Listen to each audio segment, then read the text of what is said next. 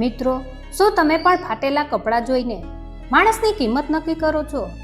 તો એકવાર આ વિડીયો ચોક્કસ જોજો. એક ગરીબ દાદા અને મહિલા ડોક્ટરની આ ઘટના તમારું જીવન બદલી નાખશે. વાત જાણે એમ હતી કે આજની સવાર હોસ્પિટલ માટે રોજ જેવી જ વ્યસ્ત હતી. દર્દીઓની લાઈનો લાગી હતી. રિસેપ્શન પર લોકો પોતાના વારાની રાહ જોઈ રહ્યા હતા. એવામાં હોસ્પિટલના કાચના મોટા દરવાજામાંથી એક 75 વર્ષના વૃદ્ધ દાદા અંદર દાખલ થયા. દાદાના કપડાં એકદમ જૂના અને થીગડા મારેલા હતા. પગમાં ઘસાયેલા ચંપલ હતા અને ચહેરો કરચલીઓથી ભરેલો હતો. દાદાના હાથ ધ્રુજી રહ્યા હતા. એ ધીમે ધીમે ડરતા રિસેપ્શન પર કાઉન્ટર પાસે ગયા. એમને જોઈને ત્યાં ઊભેલા હાઈફાઈ લોકોએ નાક પર રૂમાલ મૂકી દીધો. રિસેપ્શન પર છોકરીએ થોડા ગુસ્સામાં કહ્યું, દાદા, ક્યાં ચાલી આવો છો? આ કોઈ ધર્મશાળા કે સરકારી દવાખાનું નથી. આ શહેરની સૌથી મોંઘી હોસ્પિટલ છે. ચાલો બહાર જાઓ અહીંથી.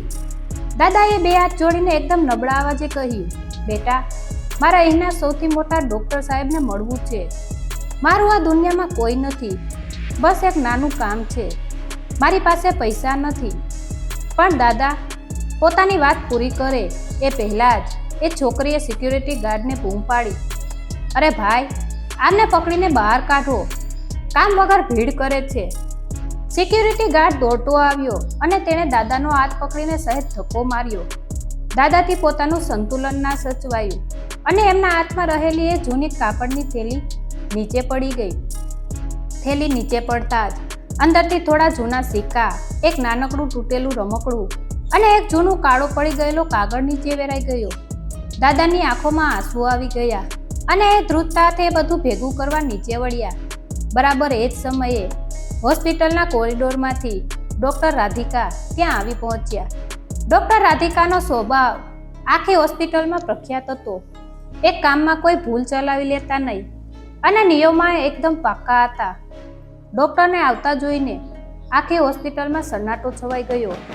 સિક્યુરિટી ગાર્ડ ગભરાઈ ગયો અને બોલ્યો, મેડમ, આ ગાંડા જેવા દાદા ક્યારના હેરાન કરે છે. હું હમણાં જ એમને હોસ્પિટલની બહાર ફેંકી દઉં છું. ડૉક્ટર રાધિકાની નજર પેલા વૃદ્ધ દાદા પર પડી અને પછી નીચે વેરાયેલા એ લાકડાના રમકડા અને જૂના કાગળ પર પડી. બધાને લાગ્યું કે હવે મેડમ આ ગાર્ડ અને દાદા બંનેનો ક્લાસ લેશે, પણ ના. ડૉક્ટર રાધિકાના ચહેરાના ભાવ અચાનક બદલાઈ ગયા. એમની કડક આંખોમાં અચાનક જળજળિયા આવી ગયા. એમણે સિક્યુરિટી ગાર્ડને રોક્યો અને કોઈ પણ જાતની પરવા કર્યા વગર પોતાના સફેદ કોટ સાથે જમીન પર ધૂળવાળા ફ્લોર પર દાદાની સામે ઘૂંટણભેર બેસી ગયા.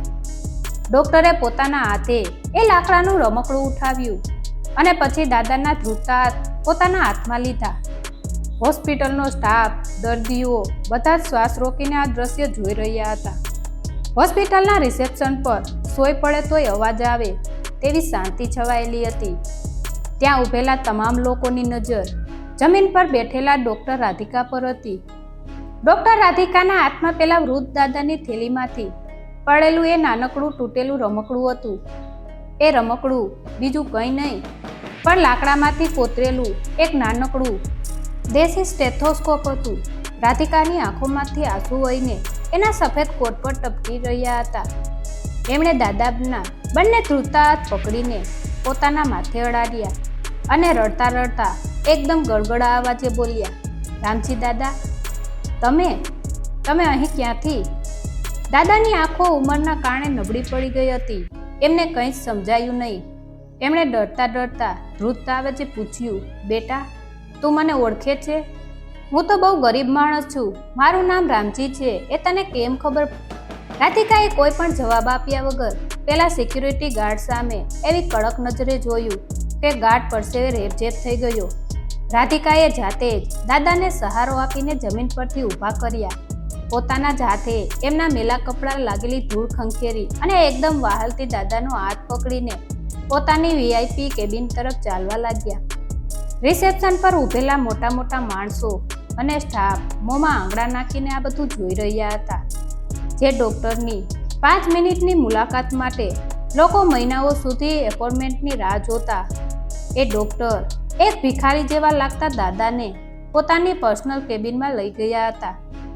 કેબિનમાં પહોંચીને રાધિકાએ દાદાને હોસ્પિટલની સૌથી આરામદાયક ખુરશી પર બેસાડ્યા. જાતે એમના માટે પાણીનો ગ્લાસ ભર્યો અને એમને પોતાના હાથે પાણી પીવડાવ્યું. દાદા હજુ પણ ગભરાયેલા હતા. એમને લાગતું હતું કે કદાચ કોઈ ભૂલ થઈ રહી છે. ત્યાં રાધિકાએ પેલો જૂનો કાળો પડી ગયેલો કાગળ ખોલ્યો. એ કાગળમાં એક નાની બાળકી પેન્સિલથી એક ચિત્ર બનાવ્યું હતું, એક લેડી ડોક્ટરનું ચિત્ર. રાધિકાએ એ ચિત્ર દાદાને બતાવતા કહ્યું, દાદા, યાદ કરો, આજથી 25 વર્ષ પહેલા એક ગામડાની સરકારી સ્કૂલમાં એક ગરીબ બાળકી ભણતી હતી. એની પાસે રમવા માટે કોઈ રમકડા નહોતા, પણ એને ડૉક્ટર બનવાનું બહુ મોટું સપનું હતું.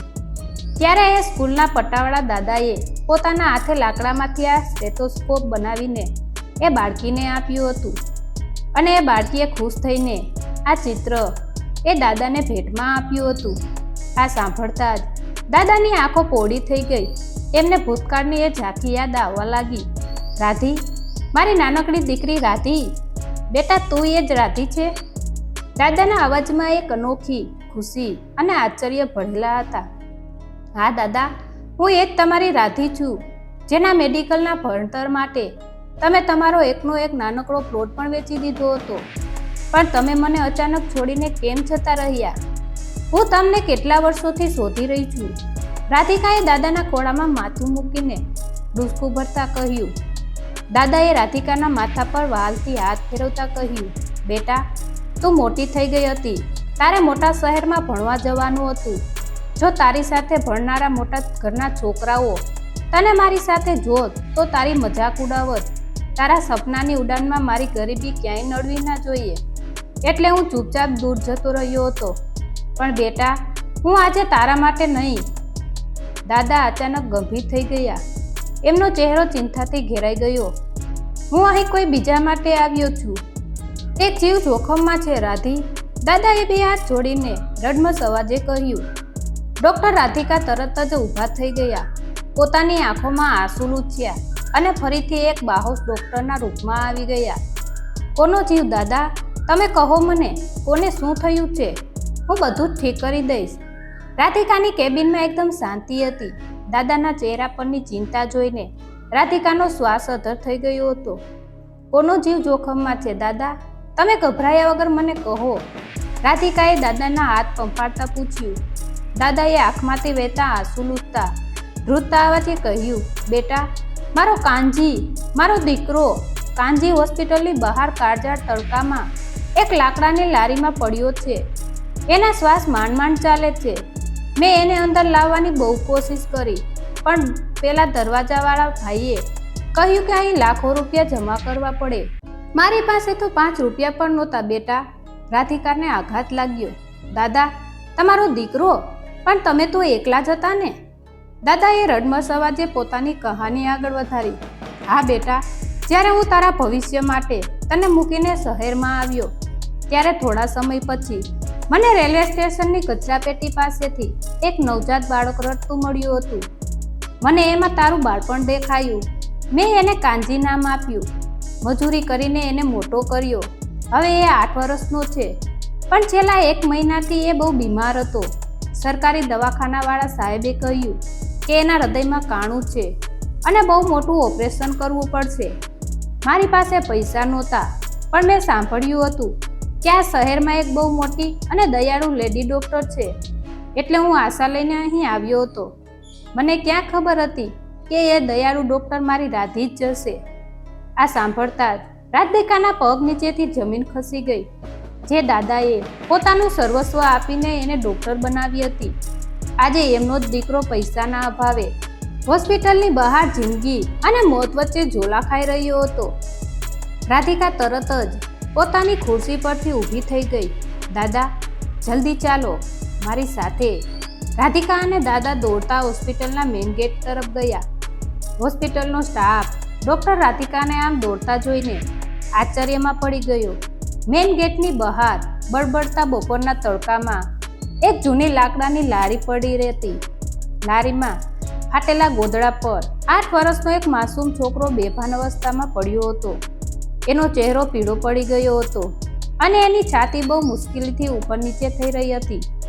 એના શ્વાસ તૂટી રહ્યા હતા. રાધિકાએ એક પળનો પણ વિચાર કર્યા વગર, કોઈ વોર્ડ બોય કે નર્સની રાહ જોયા વિના પોતાના જ હાથમાં એ પરસેવે રેપઝેપ થઈ ગયા કાનજીને ઉચકી લીધો. એક સિનિયર ડોક્ટરને આમ બાળકને ઉચકીને હોસ્પિટલમાં દોડતા જોઈને બધા રસ્તો આપવા લાગ્યા. રાધિકાએ બૂમ પાડી, જલ્દી સ્ટ્રેચર લાવો, ઓપરેશન થિયેટર નંબર 1 તરફ જ તૈયાર કરો. આ એક ઇમરજન્સી કેસ છે. નસો દોડાદોડ કરવા લાગી. બાળકને સ્ટ્રેચર પર લેવામાં આવ્યો. પણ બરાબર એ જ વખતે હોસ્પિટલના મેનેજર મિસ્ટર શાહ ત્યાં આવી પહોંચ્યા. એમણે સ્ટ્રેચર રોકતા કડક અવાજમાં કહ્યું, સ્ટોપ. ડૉક્ટર રાધિકા, આ તમે શું કરી રહ્યા છો? આ દર્દીનું કોઈ રજિસ્ટ્રેશન નથી થયું અને હૃદયના ઓપરેશનનો ખર્ચો લાખોમાં થાય છે. આ ભિખારીઓ પાસે પૈસા ક્યાંથી આવશે? હોસ્પિટલના નિયમ મુજબ એડવાન્સ પેમેન્ટ વગર કોઈ પણ ઓપરેશન ના થઈ શકે. આ હોસ્પિટલની પોલિસીની વિરુદ્ધ છે. રાધિકાનો ગુસ્સો 7મા આસમાને પહોંચી ગયો. એમણે મેનેજરની આંખમાં આંખ નાખીને એક એવો સણસણતો જવાબ આપ્યો કે મેનેજર અને આસપાસ ઊભેલા તમામ લોકોના હોશ ઉડી ગયા. મિસ્ટર શાહ, આ હોસ્પિટલના નિયમો માણસોનો જીવ બચાવવા માટે બન્યા છે. માણસો નિયમો માટે નથી બન્યા. અને રહી વાત પૈસાની, આટલું બોલીને રાધિકાએ પોતાના ગળામાં પહેરેલું સોનાનું મંગળસૂત્ર અને હાથમાંથી હીરાની મોંઘી વીંટી કાઢીને મેનેજરના હાથમાં મૂકી દીધી. સાથે જ પોતાની કેબિનમાંથી બેંકની પાસબુક અને ચેકબુક મંગાવીને ટેબલ પર પછાડી. આ મારી આખી જિંદગીની કમાણી છે. આ બાળકના ઓપરેશનનો બધો જ ખર્ચ હું ઉઠાવીશ. અને જો આ પૈસા પણ ઓછા પડે તો હું મારું પોતાનું ઘર વેચી દઈશ. પણ અત્યારે જો મારા દર્દીને ઓપરેશન થિયેટરમાં જતા કોઈએ પણ રોકવાની કોશિશ કરી તો હું આ હોસ્પિટલ સામે પોલીસ કેસ કરીશ અને આખી દુનિયામાં દેખાડી દઈશ કે તમારી હોસ્પિટલ માટે જીવ કરતાં પૈસા વધારે વાલા છે. રાધિકાનો આવો રૌદ્ર અને ભાવુક અવતાર કોઈએ ક્યારેય નહોતો જોયો. મેનેજર શાહનું માથું શરમથી નીચું થઈ ગયું. એમની પાસે બોલવા માટે કોઈ શબ્દ નહોતા બચ્યા. એમણે તરત જ બાજુ પર ખસીને રસ્તો છોડી દીધો. સ્ટ્રેચર ખૂબ જ ઝડપથી ઓપરેશન થિયેટર તરફ દોડ્યું. રામજી દાદા હાથ જોડીને ઓપરેશન થિયેટરની બહાર જમીન પર બેસી ગયા. એમની આંખોમાંથી સતત આંસુની ધાર વહી રહી હતી. એમની નજર થિયેટરના દરવાજા પર રહેલી લાલ લાઇટ પર જડાયેલી હતી. હોઠ પર બસ એક જ પ્રાર્થના હતી, હે મારા નાથ, મેં આખી જિંદગી કોઈનું ખરાબ નથી કર્યું. આજે મારી રાધીના હાથમાં જાદુ આપજે. મારા કાનજીને બચાવી લેજે પ્રભુ.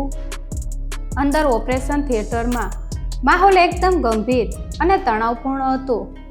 કાનજીની હાલત ખૂબ જ નાજુક હતી. હૃદયનું કાણું ધાર્યા કરતાં ઘણું મોટું હતું. રાધિકા અને તેમની આખી ટીમ સતત 4 કલાકથી ઓપરેશન કરી રહી હતી. એસી હોવા છતાં રાધિકાના કપાળ પર પરસેવો વળી રહ્યો હતો. એક નાની ભૂલ અને કાનજીનો જીવ હંમેશા માટે જઈ શકે તેમ હતો.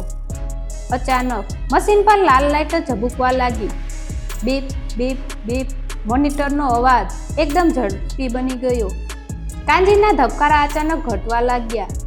સાથે ઊભેલા આસિસ્ટન્ટ ડોક્ટરે ગભરાઈને કહ્યું, મેડમ, બાળકના ધબકારા ઘટી રહ્યા છે. બ્લડ પ્રેશર ડાઉન થઈ રહ્યું છે. બાળક દવાઓને રિસ્પોન્સ નથી કરી રહ્યું. રાધિકાના હાથ ક્ષણભર માટે ધ્રુજી ગયા. જે દાદાએ પોતાનું સર્વસ્વ આપીને એને જિંદગી અને આ દરજ્જો આપ્યો હતો, આજે એના જ દીકરાની જિંદગી રાધિકાના હાથમાંથી સરકી રહી હતી. રાધિકાએ પોતાની તમામ તાકાત અને અનુભવ કામે લગાડી દીધા. એણે નર્સને એક ખાસ ઇન્જેક્શન આપવા કહ્યું. પણ અચાનક મશીન પર એક સીધી લીટી દેખાવા લાગી અને એક લાંબો અવાજ આખા રૂમમાં ગુંજી ઉઠ્યો, બીપ. કાનજીના શ્વાસ રોકાઈ ગયા હતા. આસિસ્ટન્ટ ડોક્ટરે માથું નીચું કરી દીધું. ઓપરેશન થિયેટરમાં ગુંજી રહેલા પેલા લાંબા અવાજ બીપથી આખો રૂમ શૂન્ય થઈ ગયો હતો.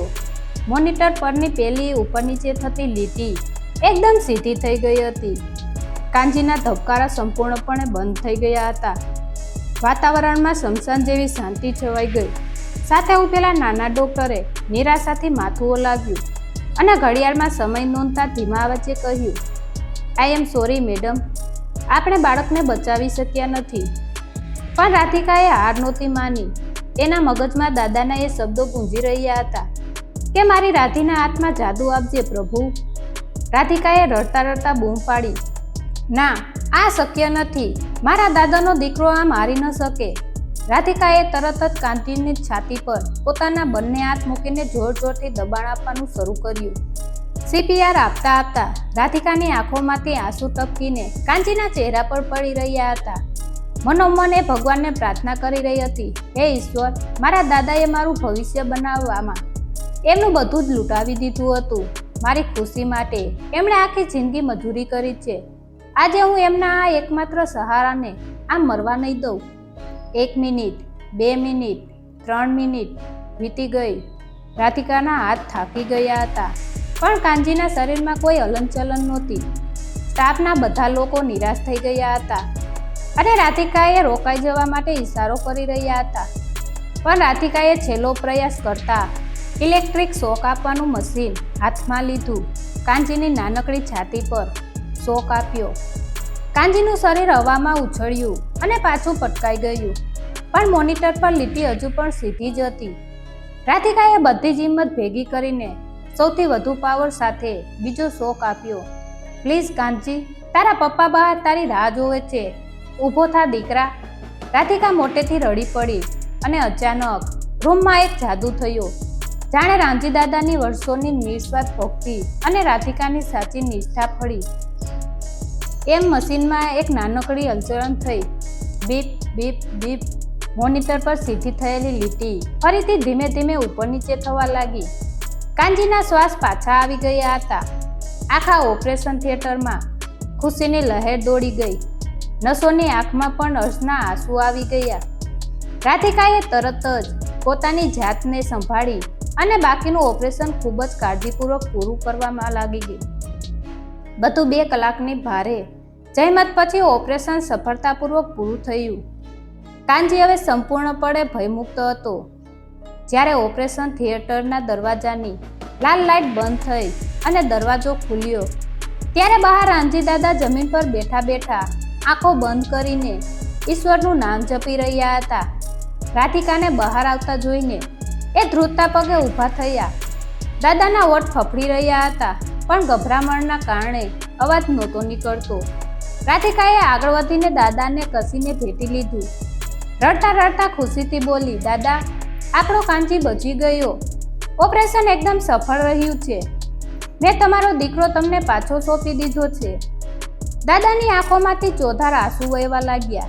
એમણે જમીન પર બેસીને ઈશ્વરનો આભાર માન્યો અને પછી રાધિકાના માથા પર હાથ મૂકીને કહ્યું, બેટા, આજે તે મારું લાકડાનું રમકડું સાચું પાડી દીધું. તું સાચે જ મારા દીકરા માટે દેવદૂત બનીને આવી. બધું બરાબર થઈ ગયું હતું.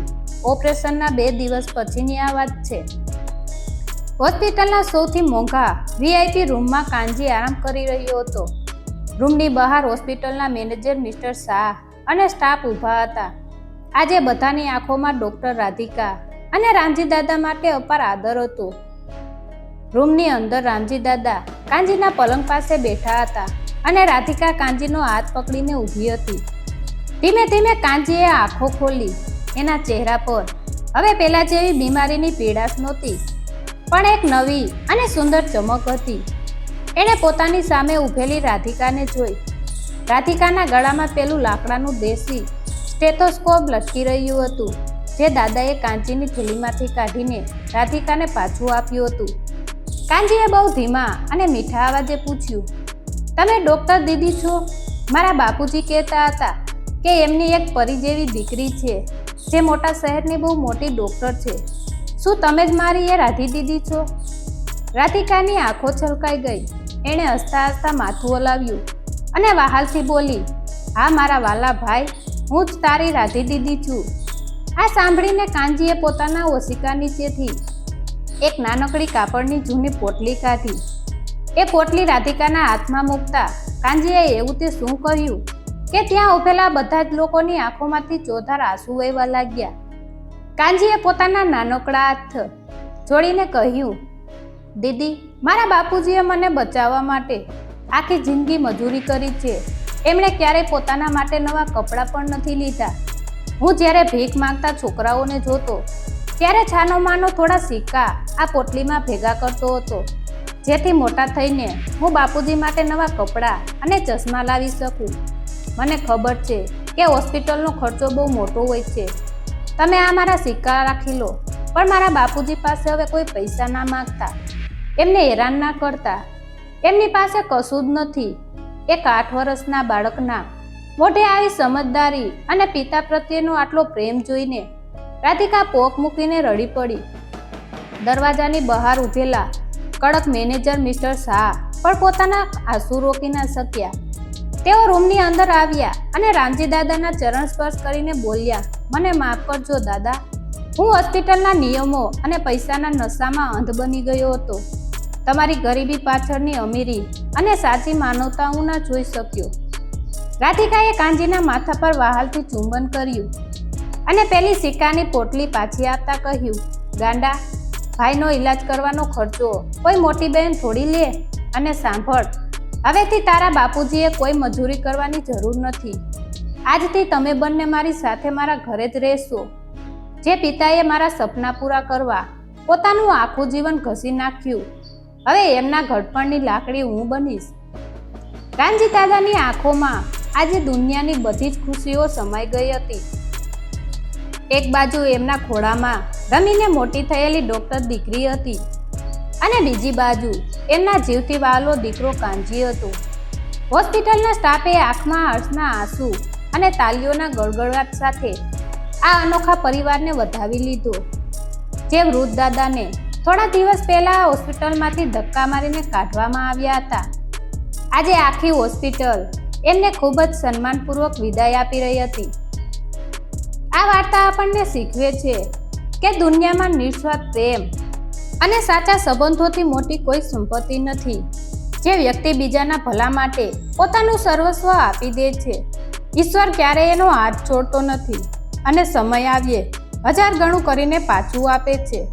મિત્રો, ડોક્ટર રાધિકા અને રામજી દાદાની આ હૃદયસ્પર્શી કહાની અહીં પૂર્ણ થાય છે. શું તમને નથી લાગતું કે આજની સ્વાર્થી દુનિયામાં આવા નિસ્વાર્થ સંબંધોની ખૂબ જરૂર છે? જો આ ઘટનાએ તમારા હૃદયને જરા પણ સ્પર્શ કર્યો હોય તો કોમેન્ટમાં જય માતાજી જરૂરથી લખજો. આ વિડીયોને તમારા મિત્રો અને પરિવારજનો સાથે શેર કરો અને આવી જ અદ્ભુત વાર્તાઓ સાંભળવા માટે અમારી ચેનલને સબસ્ક્રાઇબ કરવાનું ભૂલતા નહીં. ધન્યવાદ.